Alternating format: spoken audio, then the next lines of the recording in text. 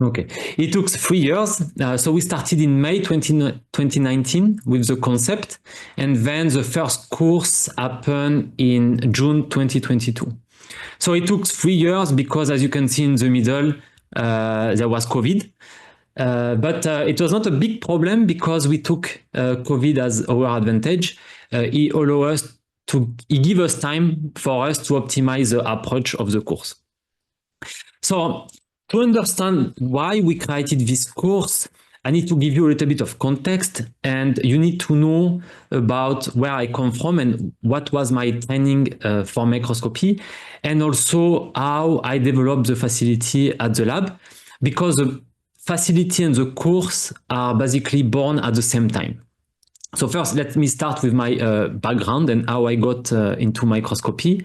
So I was educated in Europe. I'm French. So I did my PhD in France, and then I moved to Germany to do my postdoc, and then I moved to MDIBL in 2019 to lead the facility. So I did my PhD in Toulouse, in France, under the supervision of Fabien Pituello at the CBI. And so I got my first training there. So how did I get trained? So first, I got trained on the microscope. And the way I get trained on the microscope was with a limited theory push button approach. And so this was good enough to get image to do your experiment. But of course, it's not the optimum way to do it. And then I continue my training doing a workshop. And so it was a 3 to 5 day workshop. It was all the theory you need to understand microscopy, but it was in class. So overall, I was trained properly, but I didn't find this dual approach really effective, as it doesn't connect theory with real experiment and practice. Then I moved to Germany. I moved to Dresden, to the Max Planck Institute. And here I got trained by really good people. You probably know them, at least by name. So Jan, Britta, and Ella. And so in Dresden, the way I got trained is the following. So on the microscope, it was kind of similar to Toulouse with a limited theory push button approach. But there was a crucial addition. It was a project proposal. So when you want to get trained back in time, I think it's still the case today, but when you want to get trained on the facility, you have to write a proposal project, and explain what is your biological question, what do you want to do, why do you want to use this microscope, and what do you plan to do with the images.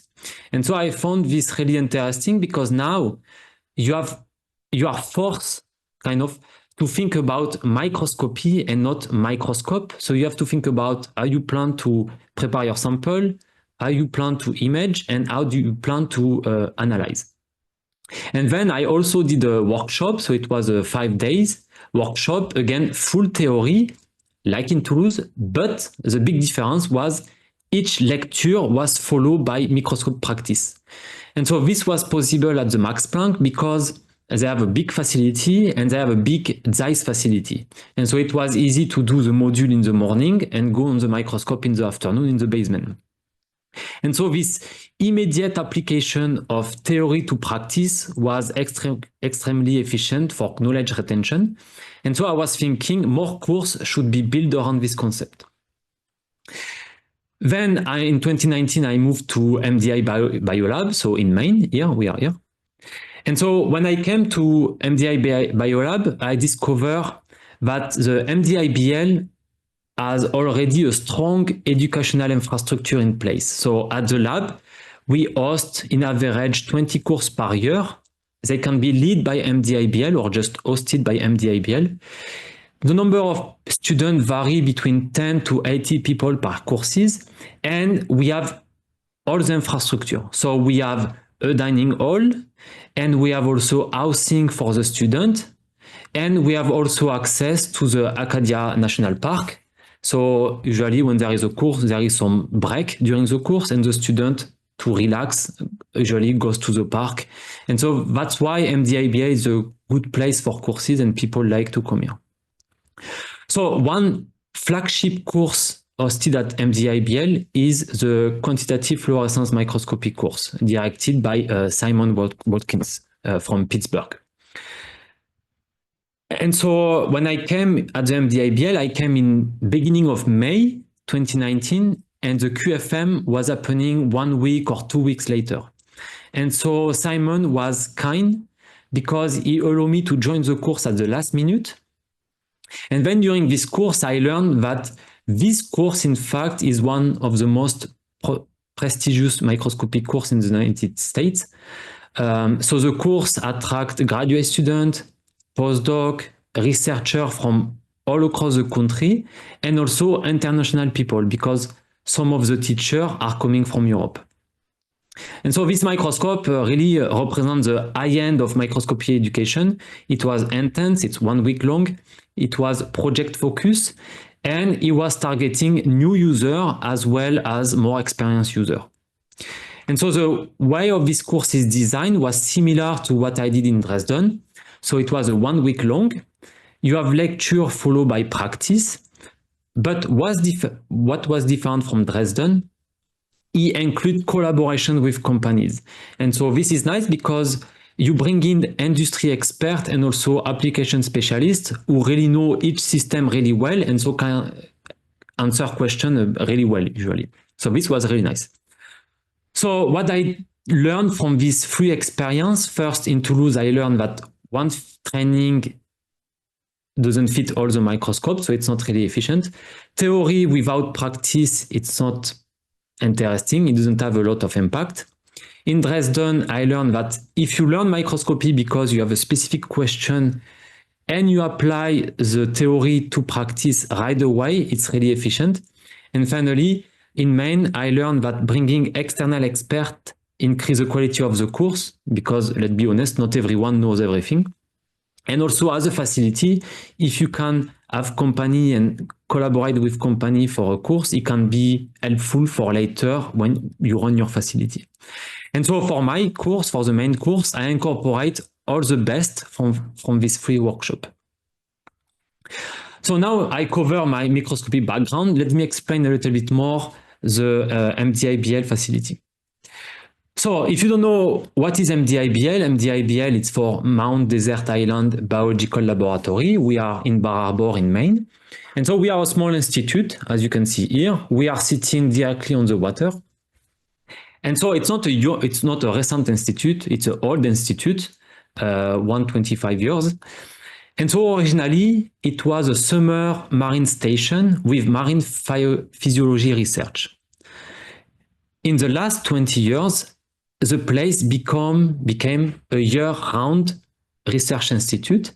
And during the last decade, the research focus has changed. And now we are focusing on regeneration and aging, where microscopy plays an important role. So when I came at MDIBL, I found the light microscopy facility really well equipped with really good microscopes. So we had some zoom microscope, some wide field microscope, and confocal. However, what was missing was a training program. There was no structured training program at the lab. And so basically the users were receiving the most basic operational instruction, the most basic push button. And fibrosis in the kidney of the killifish. And now I'm going to show you how we measured if the killifish actually does have macrovascular rarification. If everyone could please mute themselves, that would be real helpful. Thank you. Hypothesis would say that with age, we will be losing. Okay, thank you. So yes, so we have a good instrument, but there was no training program. And so the training was really basic. So people were just pushing button without developing deeper understanding of microscopy principle and advanced technique. And so as a result, as you may expect, a lot of experiments were suboptimal and the full potential of the equipment was underused. Obviously, there was no quality control, so this also was a problem. So overall, there was a real barrier. There was a real barrier preventing scientific progress. Okay, I don't know, someone is doing stuff on the PowerPoint. It's not me. Doesn't matter.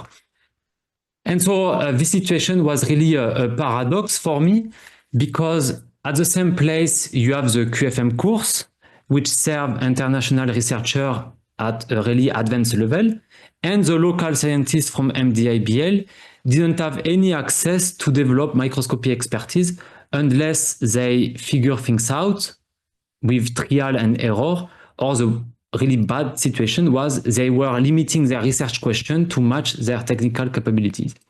So the first goal when I came to MDIBL was to bring the facility to the highest standard in terms of equipment, but most importantly, in terms of training and good research practice. So now that I cover my background and the facility background, let me continue about MDIBL. So MDIBL, it's not just a research institute, it's a unique place in Maine because MDIBL is a leader in biomedical research.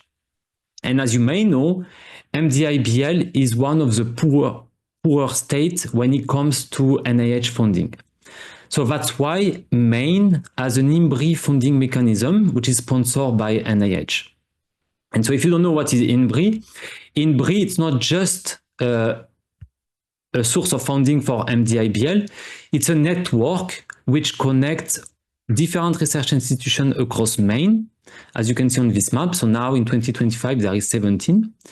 And Maine INBRI has 3 missions. The first mission, it's to create a technically skilled workforce for biomedical research experience for undergraduates.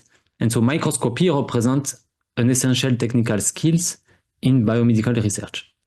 The second goal of INBRI is to provide research support to faculty investigators, to help them to establish research programs, and also to increase competitiveness for federal grant. And as you also may know, getting access to advanced microscopy skills directly improve your research capability, and it's also good to strengthen your grant application, particularly if you work with in the cellular and molecular field. And finally, the last goal of Maine INBRI is to improve research infrastructure. And so that's why part of my facility is sponsored by Maine INBRI. And so when I joined, my supervisor told me that there was a massive need for microscopy capacity in Maine. And so now for me, it was an opportunity because I can use my training experience to transform the LMF not only for MDIBL, but in fact for all the partner institutions from a service facility into an educational hub for the entire state using INBRI infrastructure and INBRI connection. And this is why and how the Maine microscopy course started. So now I will go how we developed this course. So as I said, it took 3 years to develop the course. It started in May 2019. We did the first course in June 2022. And so now I will just explain really quick because we were lucky, it was a really straightforward process. I will develop more each phase. So as I said, I started at the lab in May 2019. And in October 2019, there was a symposium organized by University of Maine and MDIBL about zebrafish. And so a lot of people were invited, as you can see here. It's a bit small, but it doesn't matter. So all the people you see on this list are PI. I was the only one to represent a facility. And because there was this big need in microscopy, people wanted to know who I am and what would be my plan to develop the facility. You can see a second name here, which is highlighted. And at the time, I didn't know, but this person will play an important role for the course. I will show you later. So this was 2019. 2020, so 2020, COVID. We all were affected by COVID, but in a different way.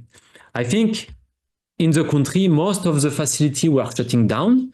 I was probably one of the rare facilities where I doubled the number of usage for the microscopy.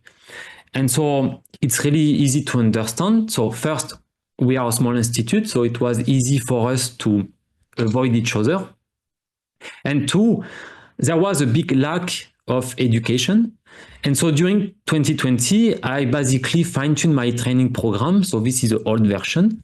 So I designed lecture and content to help people to understand microscopy if they plan to be not independent worker, so if they would shadow someone, or I develop more content for people who will be independent to work on the microscope.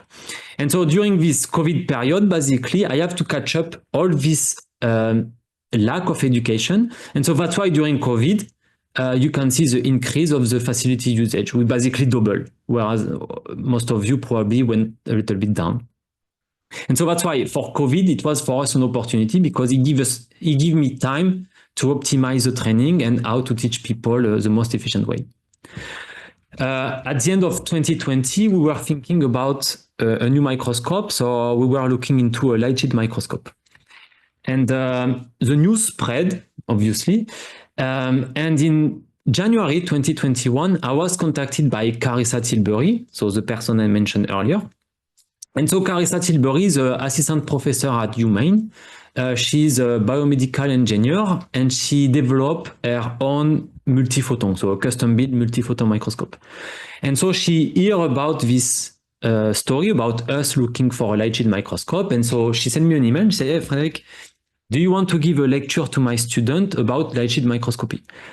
And I say, yes, I'm not an expert. Okay, I'm not an expert. Some people in the audience are more expert than me, probably.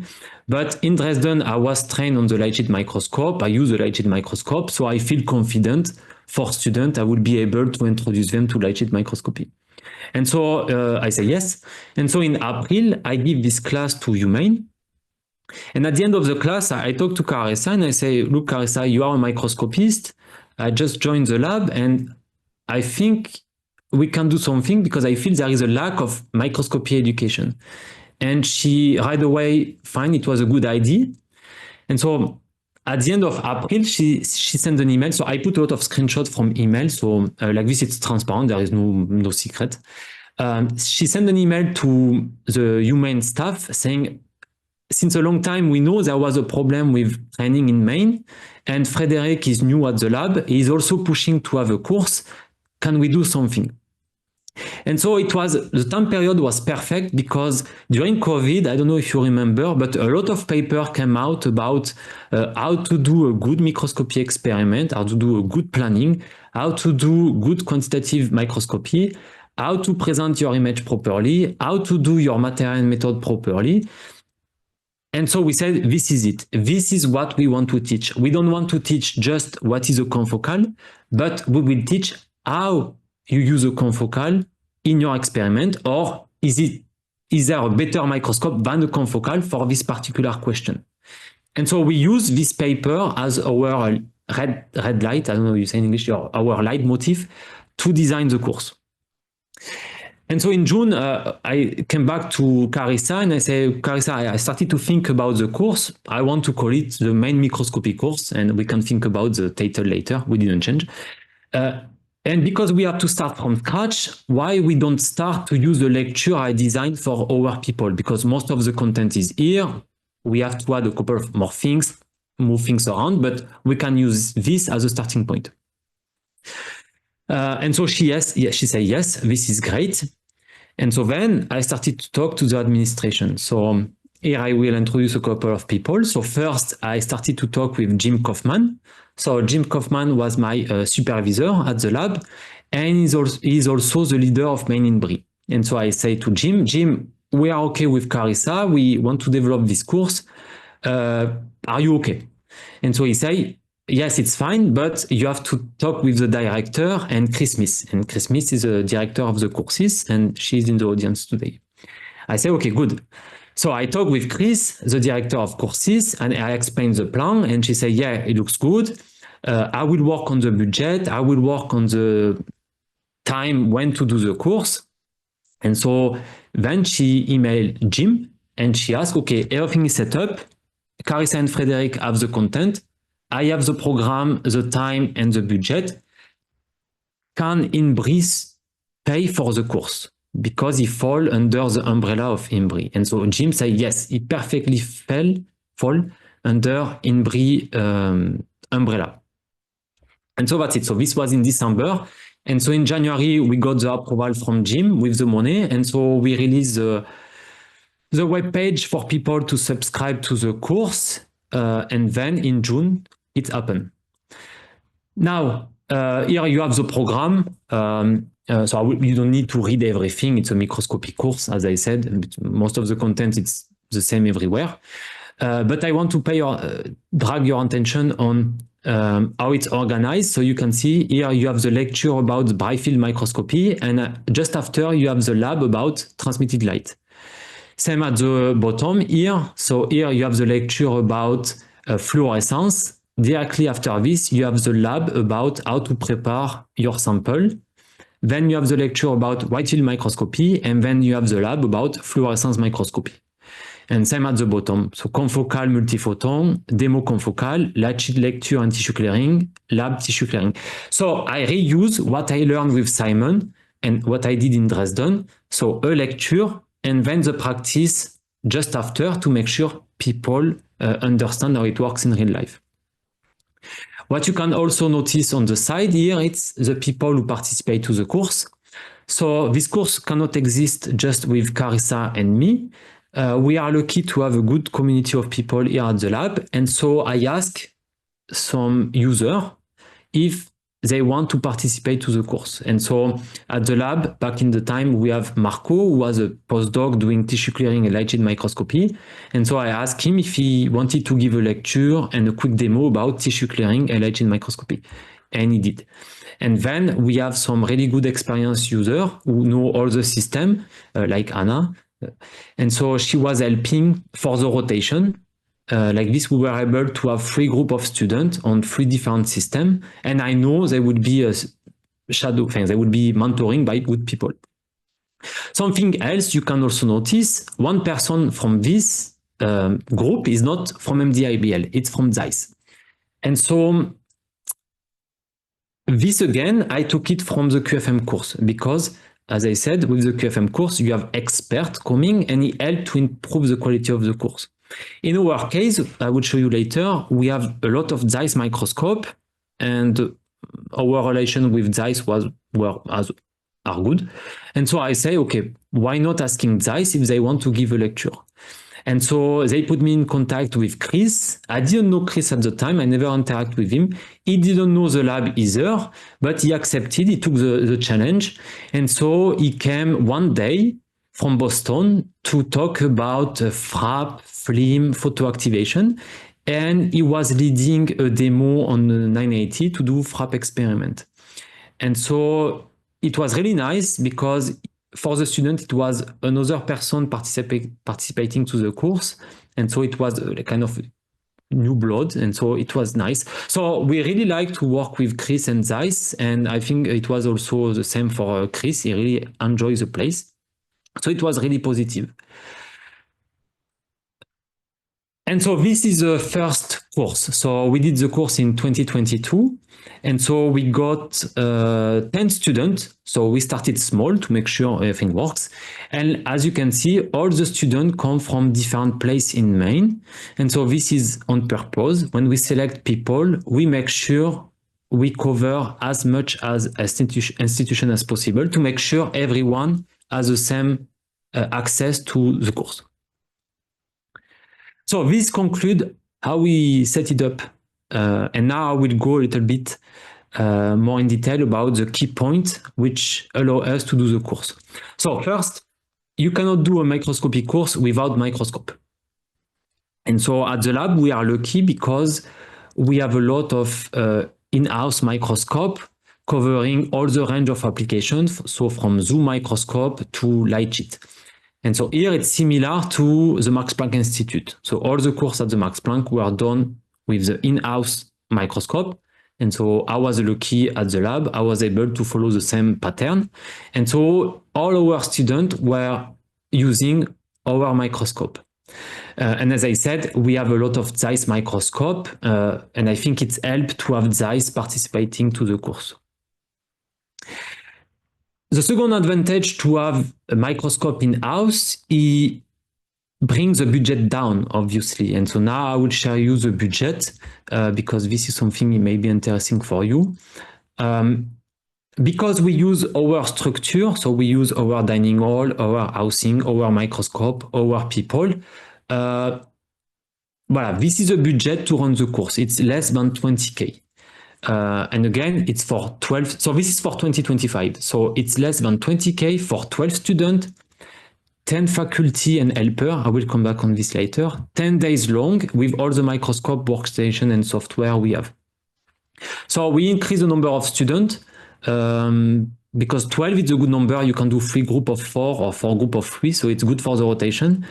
We try to have 1 or 2 spots for outside of Maine, just to open up a little bit.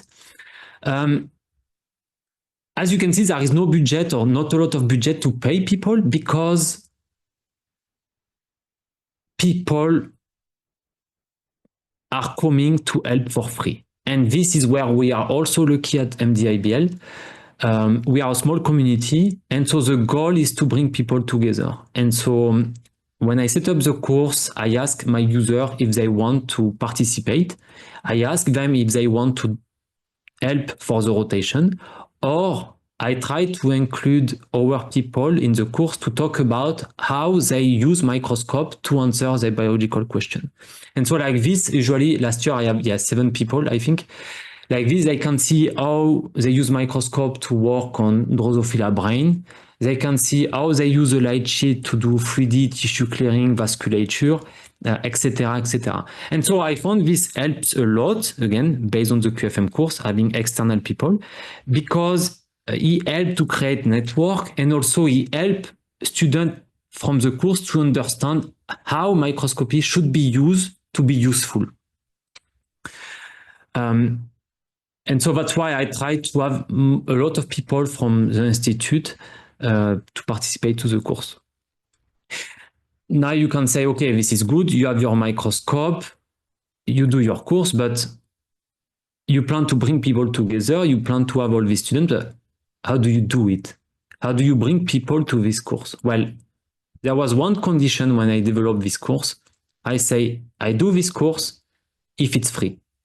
And so this course is free for Maine people because it's good to have a Maine microscopy course. But if people have to pay whatever $1,000 in a poor state, it doesn't make sense. You still have a barrier of education. And so the only condition for me to have this course was it should be free for the student. And so this course, as I said, it's 10 days now. It's totally free for the student. And so now we give access to microscopy education for all Maine at no cost. And so, of course, this course will not exist if we didn't have a big support. So that's why it's not just me, it's a lot of people. So the course is free because we are lucky, in a sense, to have INBRI. The cost of the course, it's cheap because we are using the infrastructure from MDIBL. This course works because we have good people, we have good teachers, and Zeiss is really friendly with us to come. So they came the last 3 years. I'm really lucky to have users who want to participate to the course for free, just to share their experience. And of course, I want to acknowledge that we have a really good administration and a really good leadership. So I want to thank our director, Ian Drummond, and president, Herman Haller, as well as Jim Kaufman, who is the leader of INBRI, and make sure the course can be free for the student. I want to thank, of course, the course department, Chris and Melissa, because they are doing all the administrative work. And of course, people enjoy to have course at MDIBL because the cottage are well maintained. But most importantly, people like to be at the MDIBL, not for the course, but for the food. So it's really important to acknowledge our cook, Regina. So a couple of more points in terms of collaboration. So as I said, we started the course 3 years ago with Zeiss for 1 day a lecture. 2 years ago, they came for two new people for more lecture. And last year, Zeiss came for a full week. And they also bring a microscope for demo. So it was also nice from Zeiss to bring a microscope. So like this, the students were able to learn on a new system. And at the same time, we use this opportunity to demo the system to all the institute around. So ZEISS was here for teaching, and also they can do their demo and promote their microscope. Last year, I also contacted Vincent from SVI, so from Huygens. We have the software. I'm not an expert in the convolution, and so I say, Vincent, do you want to participate and give a lecture about Huygens and the convolution, explain what it is? He said yes, so he came. And also, as I said, there was no quality control on the facility. So as you may know, quality control now, it's really important. So I use an Argolite slide to do my quality control, and quality control is part of the class.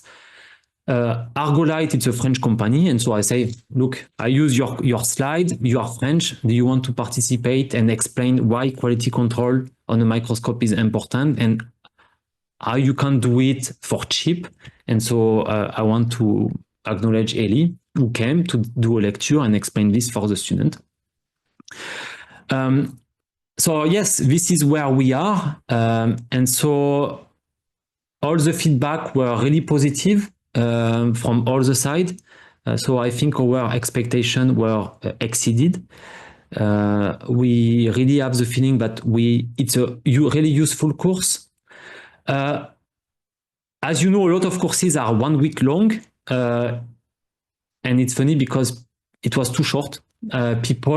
Users want to spend, students want to spend more time on the microscope, want to take time to understand. And so they ask us if we can make a longer course. So now it's 10 days course for free. Why people want to take time on the microscope? It's because, and I think this is probably you also know, but some people don't have access to this kind of microscope. And so, for example, I know some people are not even able to do a Z-stack. And so the students are exposed to this machine.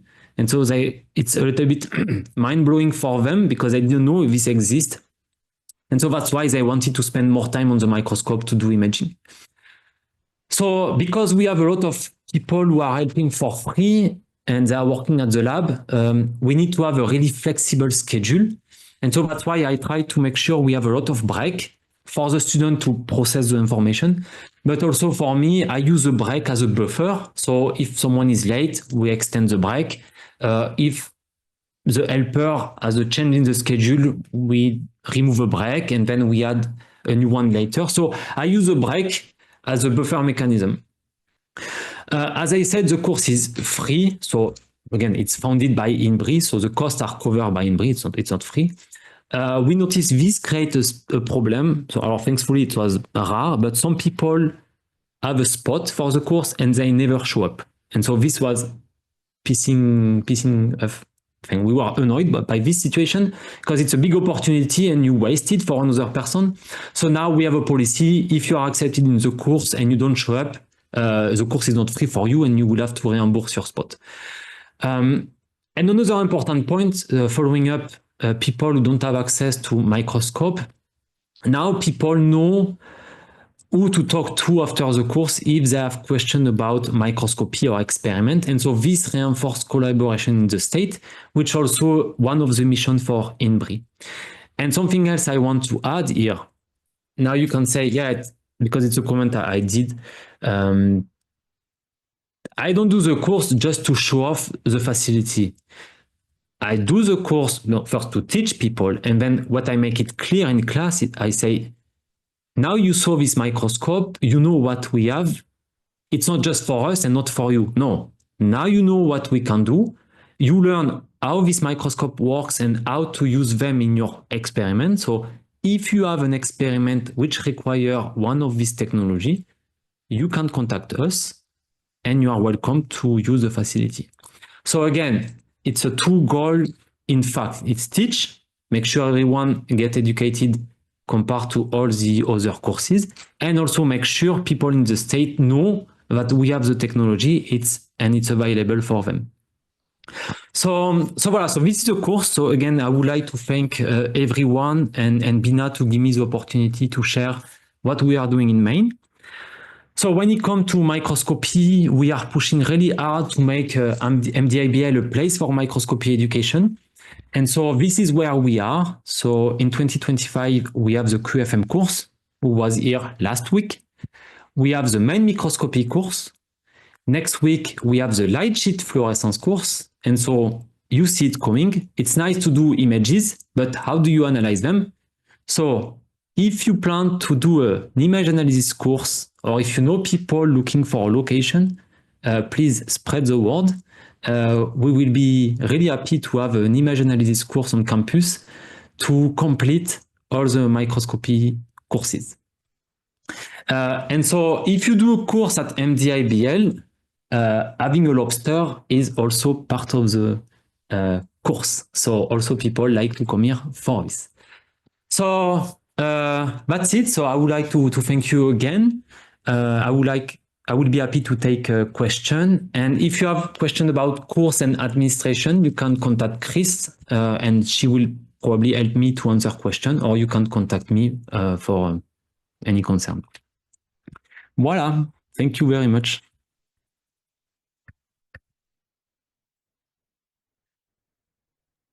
Thank you, Frederic. That was very, very interesting. Thank you so much for that. That was fantastic. Does anybody have questions? You can either unmute yourself and ask, or you can type it in the chat, or you can raise a hand and we'll call on you. I think Hey, Rhonda has Frederic. a question. Yeah, Frederic, I think that was wonderful. Thank you so much for sharing that. From an education standpoint, from a STEM educator, PhD student standpoint, how are you evaluating the impact of your course? So after each course, we run a survey. So we know exactly what the student like or didn't like, and we try to change it for the following year. And after the impact, so at the lab, we are hosting a lot of events for the students. So we have MBMSS. I don't remember what it means, but Chris can maybe help me. So basically, it's all the PhD students who are doing biomedical research come at the institute to present a poster. And so basically, I found all the students I teach, and so we discuss, and we continue to talk. And so usually, when people come to talk to you, it means you did a good job. So this is a way I quantify the impact of the course. Sometimes I receive email from other people who say, "Hey, I hear about this. Can you help me for this experiment and stuff like this?" So yeah, again, because we are a big state, but we are not a lot of people, and so I think it's help also to connect people together. It's easier, let's say. It's not like if we are in a big city, or I think the way our things work in Maine are a little bit different from other states. And so I think this is our advantage. If you ever want to do a formal evaluation, you could probably twist my arm and get me to come up there and visit the course. So. Yeah, of course. So if you want to come and see the course, you are all welcome, obviously. We will keep stage and a lobster.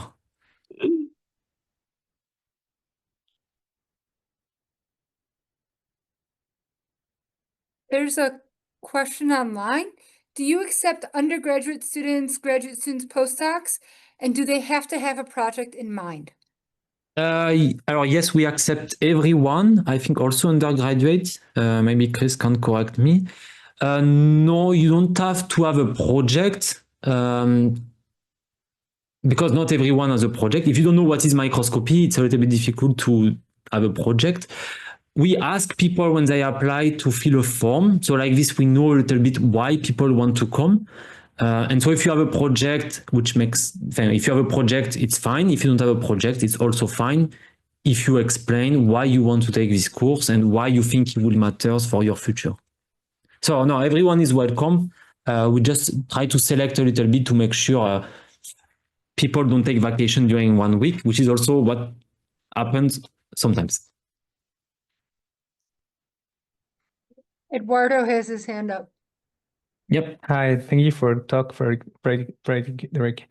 I have a question, and maybe you said, sorry if I repeating because I had a call, but did you in your course do you talk about data management after the microscopy? How do you manage all the data?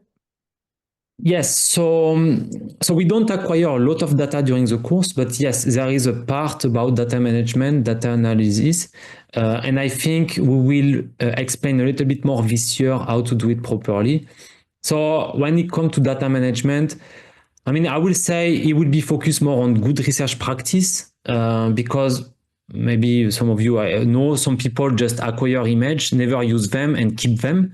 And so this takes a lot of space. So in terms of good research practice, just keep what you need, what you will use. We will probably explain also how to name your image properly to make sure, first, you remember what it is. And two, if you publish them, people understand what you mean with the name. Okay, thank you. And I'm asking this question because from the global bioimaging site, we are trying to start a really brief podcast about how every microscopist manage their data. So this is an open invitation for all the presents. If I have 0 persons yet, but if any of you want to be start this idea, that is also related to a writing paper that has been like, let's say, on the shelf from a long time. We can start to collecting data and understand how microscopists and microscopic cores are managing the data by themselves. Mm-hmm.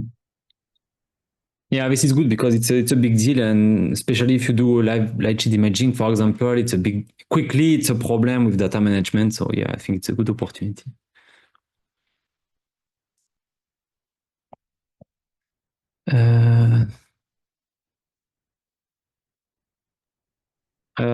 Yeah, someone say you should also include a small presentation on microscopy reporting and material method. Yes, it is.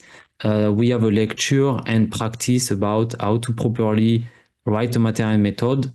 And this is at the end of the course when people play with different type of microscope, learn how to look for the metadata, and then using templates, which are published or Maine custom template, how to write a proper material method. And we also teach about how to present your image properly. So for example, no green and red. So make sure it's colorblind friendly, make sure you have a scale bar, make sure you have the good annotation, make sure you can communicate your result. So yes, it's part of the course.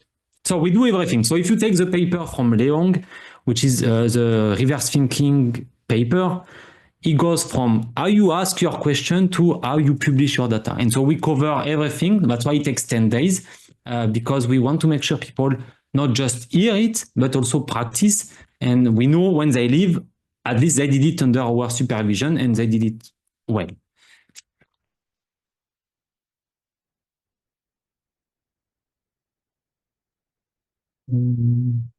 Any other questions?